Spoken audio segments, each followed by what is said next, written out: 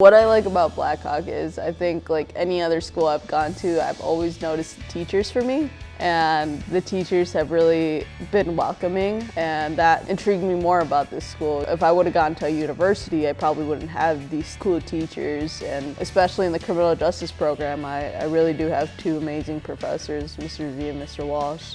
How Blackhawk has helped me pursue those goals is I am the first recipient of the Foundation Scholarship. I am part of the Janesville PD as a CSS officer. The best thing out of the scholarship was the internship with Janesville Police Department. It really has developed that bigger feeling for law enforcement, you know, like why I'm meant to be here, why I do the things I do. My ultimate goal is to become a police officer and eventually, if I can, a K-9 unit. Once I started taking a step forward for myself, that's when things were changing. I finally decided that I needed to make something of myself because if it wasn't me, who else would do it?